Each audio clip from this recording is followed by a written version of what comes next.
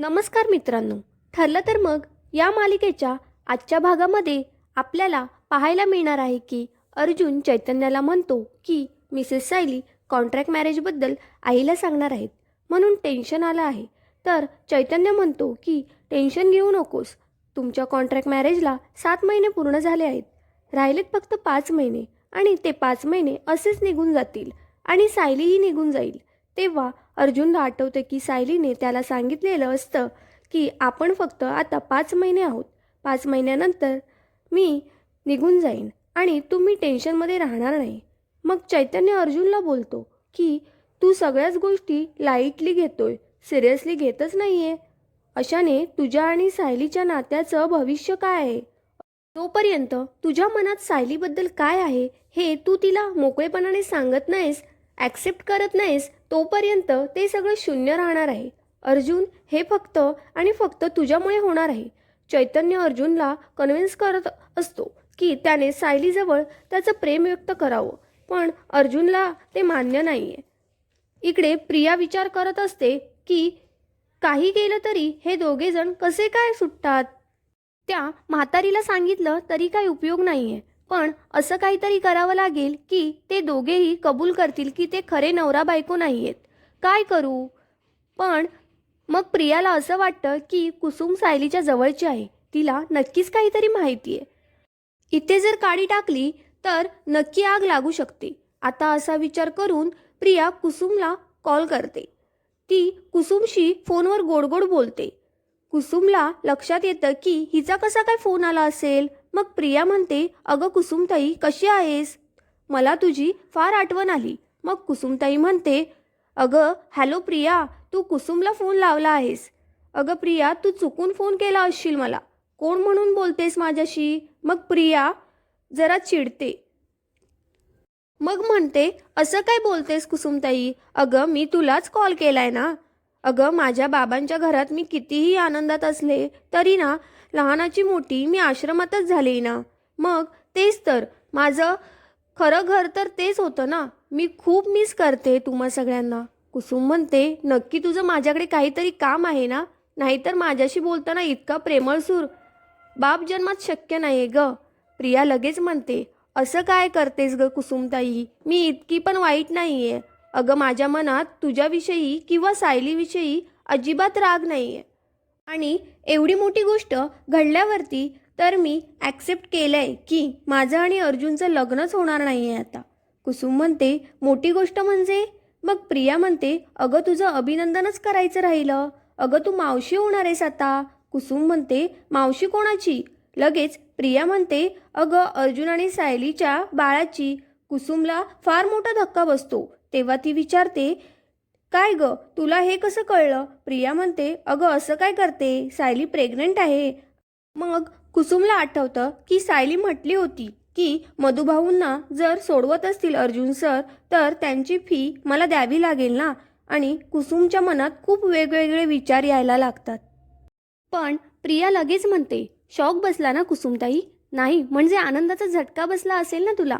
अगं सायलीच्या प्रेग्नन्सीच्या दिवसात तिच्या माहेरून जे करायचं असतं ते तू आणि मी मिळून करूयात ना. काकूंना विचारू, मधुभाऊ जेलमध्ये असताना बाहेरून तू आणि मीच आहोत ना तिच्यासाठी. मग कुसुम म्हणते, असं कोणी सांगितलंय तुला की सायलीला दिवस गेलेत ते? मग ही लगेच म्हणते, असं काय करतेस पूर्णाजी? आणि अस्मिताताई माझ्या कॉन्टॅक्टमध्ये असतात ना. अगं सगळ्यांनाच माहिती आहे घरी आणि डॉक्टरांनी पण कन्फर्म केलंय की सायली प्रेग्नेंट आहे म्हणून. ए कुसुमताई, काय ग तुटक बोलतेस? तुला आनंदात सामील नाही करून घ्यायचं का मला? जाऊ देत, मी उगाच प्रेमाने कॉल केला तुला, असं म्हणून ती फोन कट करते. त्यानंतर कुसुम विचार करते, हे सगळं खूप भयंकर आहे. सायलीला दिवस गेलेत, अजून काय काय लपवलं हिने माझ्यापासून. इकडे अर्जुन चैतन्याला म्हणत असतो की तू प्लीज मला लेक्चर नको देऊस. मिसेस सायलीचं लेक्चर ऐकून आलोय मी, काय करायचं ते सांग, नाहीतर गप्प बस. आता चैतन्य म्हणतो की जोपर्यंत तू तुझ्या भावना ॲक्सेप्ट करत नाही आहेस तोपर्यंत तुझे प्रॉब्लेम वाढतच राहणार आहेत अर्जुन. मग अर्जुन त्याच्यावर खूप चिडतो. मग अर्जुन बोलतो की मी सायलीला फोन करून बघतो की त्यांनी काही गडबड घोटाळा तर केला नसेल ना. आता सायलीचा फोन स्विच ऑफ लागतो. अर्जुन आणखी टेन्शनमध्ये येतो.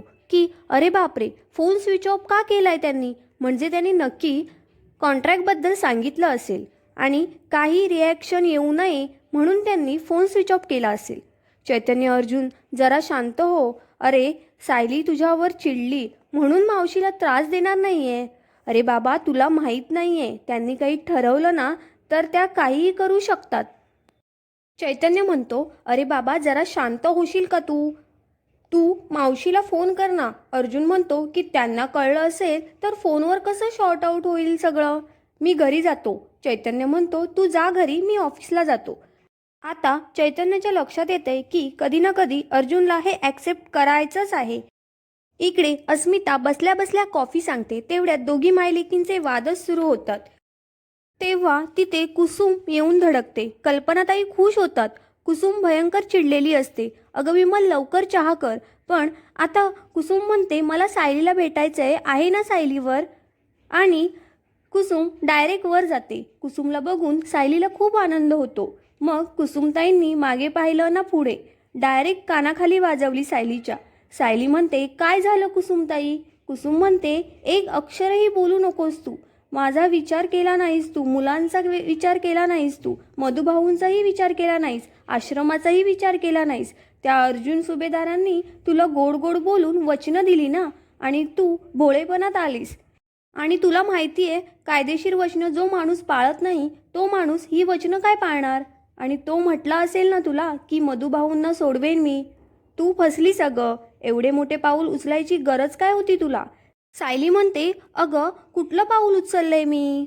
त्यावर कुसुम म्हणते, तू गप्प बसा. त्या अर्जुन सुभेदाराकडून मला काही अपेक्षा नाहीये, पण तू का असं वागलीस, सगळं माझ्यापासून लपून ठेवलंस. सायली म्हणते, नाही ग कुसुमताई, मी काहीच लपवत नाहीये तुझ्यापासून. पण आता ही कुसुमताई म्हणते, अगं जरा तरी लाज बाळग सायली. तुला दिवस गेलेत, ही गोष्ट तू लपवलीस. का ग अशी वागलीस तू. तिचा आवाज एवढा चढलेला असतो की तो खालपर्यंत जात असतो. विमल म्हणते, काय झालं असेल ओ वहिनी. कुसुमताई फारच चिडल्यात. कल्पनाताई म्हणतात, हो ना, मी पण त्यांचा एवढा मोठा आवाज नाही ऐकला कधी. लगेच अस्मिता येते आणि म्हणते, न ऐकायला काय झालंय. मी तर ओरडूनच बोलत असते ती. माझ्या तर नेहमी कांटाळ्याच बसतात. कल्पनाताई म्हणतात, तू कान बंद कर ना ग अस्मिता. मग अर्जुन येतो आणि खाली काय तमाशा चालू आहे ते तो बघतो.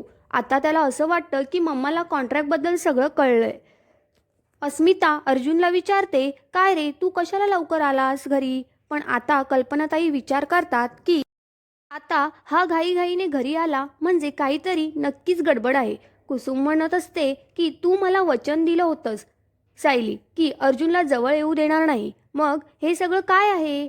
आता तिचा आवाज अर्जुनला ऐकू येतो. तो डायरेक्ट वर जातो. तो खोलीत आल्यावर कुसुमताई डायरेक्ट त्याची कॉलर पकडते आणि म्हणते, काय रे, काय केलंस तू हे. तू माझ्या सायलीचा गैरफायदा घेतलायस. तिच्यासारख्या भोळ्या मुलीला फसवणं सोपं वाटलं असेल ना, पण तिचं आयुष्य उद्ध्वस्त होईल त्याचं काय रे. मग सायली तिला दूर लोटते. कुसुम म्हणते, तुमचं कॉन्ट्रॅक्ट कायदेशीर होतं ना, मग ही गरोदर कशी काय राहिली. द्या आता मला उत्तरं. त्यावर अर्जुन म्हणतो, शांत व्हा कुसुमताई, तुम्हाला वाटतंय तसं काही नाहीये. तेवढ्यात कल्पनाताई डायरेक्ट वर येतात. मग वर जरा सस्पेन्स क्रिएट केलाय त्यांनी. मग कल्पनाताई म्हणतात की मी वर येणार नव्हते, तुम्हा बहिणींमध्ये बोलणार नव्हते, तुमचा आवाज खालपर्यंत येत होता. म्हणजे तुमच्यात काय सुरू आहे ते काही कळले नाही, पण तुमचा आवाज का एवढा वाढलाय, का चिडलाय तुम्ही एवढंच विचारायला आली आहे. कल्पनाताई म्हणतात, सायली प्रेग्नेंट नाही आहे म्हटल्यावर आम्हाला पण त्रास झाला होता. कुसुमताई, तुम्हाला किती त्रास झाला असेल आम्ही समजू शकतो. आणि सायली बेटा, त्यासाठीच पाणी आणलंयस ना डोळ्यात, म्हणजे हे सगळं आठवूनच तुला वाईट वाटतंय ना. अर्जुन म्हणतो, हो ग मम्मा. पुढील भागात दाखवणार आहेत की सायली कुसुमताईच्या डोक्यावर हात ठेवून सांगत असते की मी खरोखर अर्जुन सरांच्या प्रेमात पडलेली नाहीये. तेव्हा अर्जुन बाहेरून ऐकतो आणि अर्जुनचा अपेक्षाभंग होतो. हे पुढील भागात दाखवणार आहे.